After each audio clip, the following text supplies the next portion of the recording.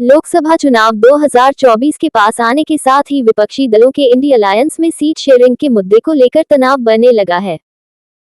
बीते दिनों दिल्ली में हुई विपक्षी दलों की चौथी बैठक में भी सीट शेयरिंग फॉर्मूले पर जल्द ही चर्चा शुरू करने की मांग की गई थी। हालांकि अब ये बात सामने आ रही है कि कांग्रेस पार्टी ने सीट शेयरिंग के मुद्दे पर चर्चा के लिए समय निर्धारित कर लिया है। नेशनल अलायंस कमेटी कर रही काम। कांग्रेस ने हाल ही में लोकसभा चुनाव के लिए सीट शेयरिंग का मुद्दा हल करने की खातिर नेशनल अलायंस कमेटी का गठन किया था। रिपोर्ट की माने तो ये कमेटी शुक्रवार और शनिवार को उन राज्यों के नेताओं के साथ बैठक करेगी जहां इंडी अलायंस के अन्य दलों के साथ मिलकर चुनाव लड़ने की संभावना है।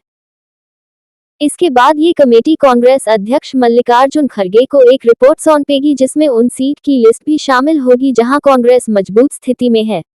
अगले सप्ताह से औपचारिक वार्ता। पीटीआई की रिपोर्ट की माने तो कांग्रेस की ओर से कुछ राज्यों में स्थानीय स्तर पर सहयोगी दलों के साथ सीट शेयरिंग पर बातचीत शुरू हो चुकी है।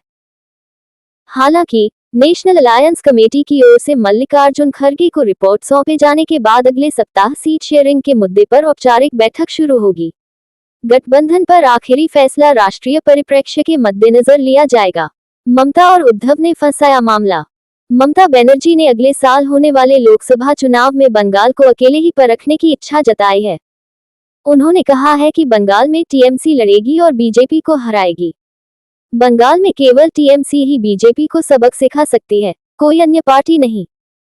वहीं दूसरी ओर उद्धव ठाकरे की शिवसेना महाराष्ट्र की 23 लोकसभा सीटों पर चुनाव लड़ने पर अड़ी है। संजय राउत ने कहा है कि शिवसेना मतलब महाराष्ट्र की सबसे बड़ी पार्टी।